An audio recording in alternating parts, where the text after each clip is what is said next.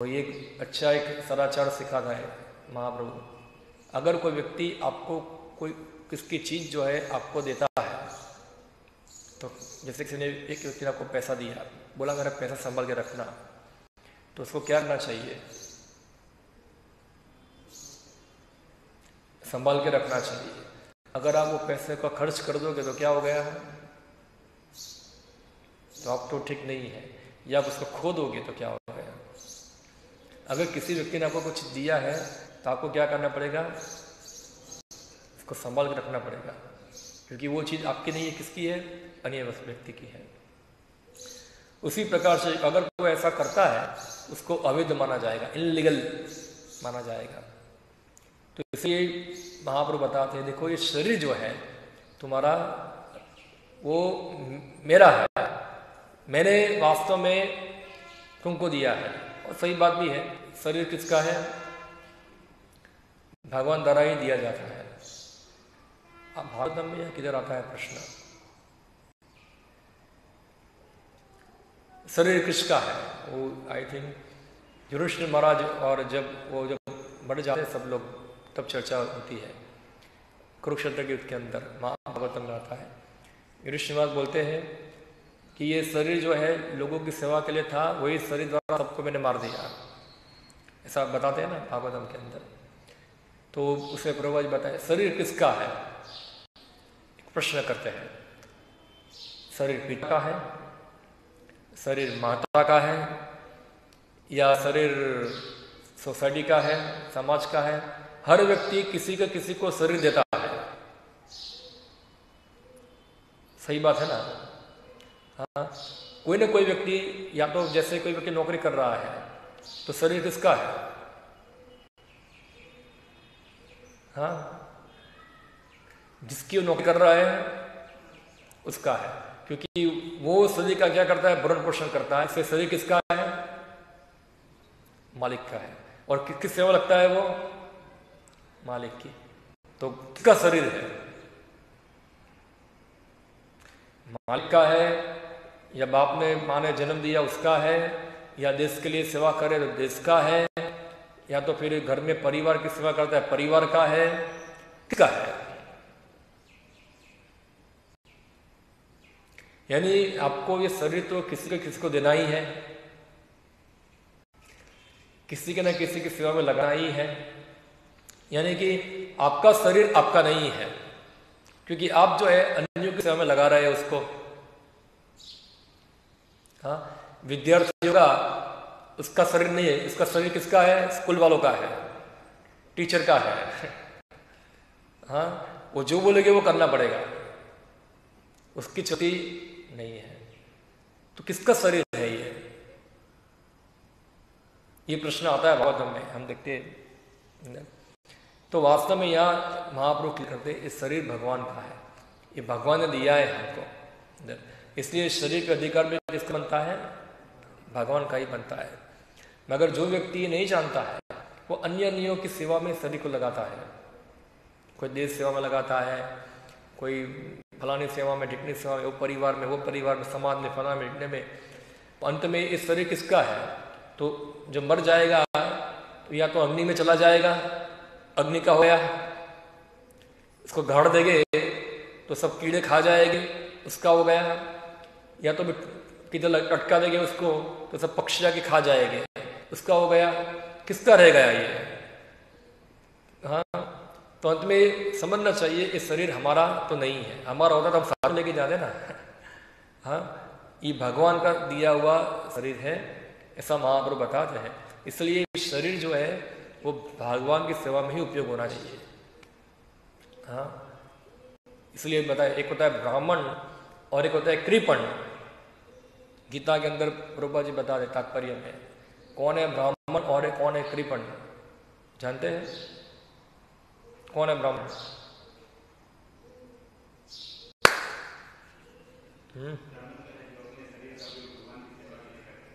कृपण कौन है? कंजूस।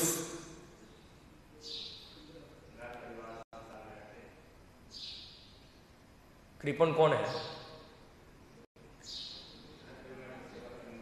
विफले से विनु कृपण दुर्जन। कृपण कौन है? एक होता है कृपण और एक होता है ब्राह्मण। प्रभुपाद जी वेदों में से दोनों का व्याख्या बताया है, कौन है कृपण और कौन है ब्राह्मण।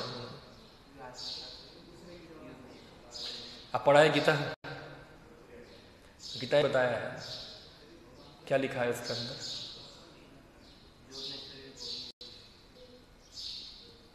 तो प्रभुपाद जी बता रहे कृपण वो व्यक्ति है जैसे किसी के पास पैसा होता है मगर पैसे को खर्चता क्या करता है, खाली बस देख देख के खुश होता है, उसको क्या कहते हैं?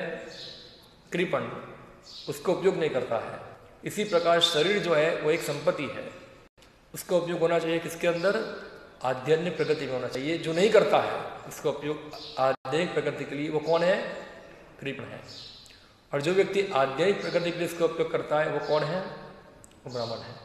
तो ये क्या हम देखे गीता के अंदर भगवान प्रभुपाद जी बताते हैं। हाँ, तो ये कृपण नहीं बनना है, क्या बनना है? ब्राह्मण बनना चाहिए, उदार होना चाहिए, यानी शरीर का उपयोग होना चाहिए भगवान की सेवा में। और हम देखते हैं जो व्यक्ति भगवान की सेवा करता है वो सभी जीवों की सेवा करता है,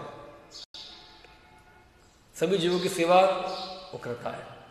जैसे कोई व्यक्ति मूल में पानी डालता है तो सभी पत्तों के अंदर क्या हो जाता है? पानी पहुंच जाता है। यानी कि भगवान की सेवा करके वो व्यक्ति सभी जीवों का बेनिफिट करता है। वो कैसे बेनिफिट होता है हम जानते नहीं है। हाँ, तो मगर कुछ लोग जो है भगवान छोड़कर अन्य अन्य जीवों की सेवा करना चाहते हैं। चलो हम हॉस्पिटल खोलेंगे, दर्दियों की सेवा करेंगे, हम लोग अनाथ आश्रम खोलेंगे, हम लोग ये खोलेंगे वो खोलेंगे, सबको फ्री एजुकेशन देंगे और सिखाएंगे सबको हाँ कैसे पाप कर्म करना है, वो सिखाते हैं, फ्री एजुकेशन। तो ये सब क्या है? जब तक व्यक्ति भगवान को जानता नहीं है उनका जो भी कुछ परोपकार है वो सब क्या है? एक प्रकार से अज्ञानता में है। जैसे कई बार उदाहरण देता हूं मैं, एक बहुत समय पहले एक पेपर में न्यूज आया था, एक घर के अंदर माँ के 2 बच्चे थे, लड़की थी लड़का था, और एक बार माँ चली गई बाहर कुछ शॉपिंग करने, तो लड़का काला था, लड़की वाइट थी। लड़की ने सोचा मेरे भाई को मैं थोड़ा क्या करती हूँ, फाइट कर देती हूँ। तो देखता मम्मी रोज क्या करती है, वॉशिंग मशीन में डालती है, उसको वॉश करती है कपड़े को। तो उसने भाई को क्या कर दिया, वॉशिंग मशीन में डाल दिया सर्फ एक्सल। टीम देखते हैं ना, वाइट पूरा चकाचक हो जाता है पूरा, डाल दिया वॉशिंग मशीन में और घुमाया उसको अंदर। हाँ, अच्छा वो धोखा नहीं मारा। तो बाद में माँ की बोला भाई को व्हाइट कर रही हो ऐसा है। फिर देखा भाई तो व्हाइट नहीं था, भाई लाल हो गया था, सब पूरा फट गया अंदर, सब निकल गया सब मांस पूरा। तो ये स्थिति अज्ञानता में परोपकार करना क्या है, ये इस प्रकार की स्थिति है। जैसे श्री प्रभुपाद जी कई बार कहानी सुनते थे, जब वो गृहस्थ थे तो उनके बाजू में जो से आवाज आ रही थी, इसकी माँ बच्चे को पीट रही थी। तो प्रभुपाद ने नौकर को भेजा, देख क्या हो घर में क्या हुआ है, क्यों उसको मार रही है। वो देख के आया, बोला वो माँ जो है बच्चे को मार रही है क्योंकि उसका छोटा बच्चा जो है वो बीमार है, उसको टाइफाइड हुआ है, और बच्चे ने क्या खिला दिया, उसको पकौड़ा खिला दिया, इसलिए माँ उसको मार रही है। तो बच्चा बोला मेरा क्या दोष है, मेरा क्या दोष है, मैं तो अच्छा कर रहा हूं ना, मेरे भाई ने पकौड़ा मांगा और मैंने उसको दिया, तो उसमें मेरा दोस्त क्या है, मैं तो मेरे भाई को प्रसन्न करना चाहती हूँ। और मेरा भाई मुझे मांगा कि मुझे भाई कुछ दो मुझे खाने के लिए, मुझे पकौड़ा चाहिए, और मैंने उसको पकौड़ा दिया वहां, तो मुझे क्यों मार रही हो इस प्रकार से, क्यों? क्योंकि वो अज्ञानता में, उसको पता नहीं कि टाइफाइड में पकौड़ा खाओगे तो तुम्हारा भाई मर जाएगा। इसी प्रकार से समाज के अंदर जो लोग मानव सेवा करना चाहते हैं अलग अलग प्रकार की, वो सेवा वो सोच रहे हम तो अच्छा कर रहे हैं ना, लोगों को खाना खिला रहे, लोगों को एजुकेशन दे रहे हैं, एजुकेशन भी कैसा देंगे, आजकल तो बोगस एजुकेशन है, पूरा अच्छा एजुकेशन है, तो ये सब सिखाते हैं, तो हम लोगों को अच्छा प्रयत्न करते हैं। एक बार एक ब्रिटिश लोग आया था, वो भारत के अंदर आके बोला भारत में सिखाना पड़ेगा हमको कैसे पॉपुलेशन कंट्रोल करना है, तो घर घर जाके सब सिखाना है, पारिवारिक नियोजन। हाँ, तो वो क्या सोच रहे मैं अच्छा कर रहा हूँ, अच्छा कर रहा है वो पूरा।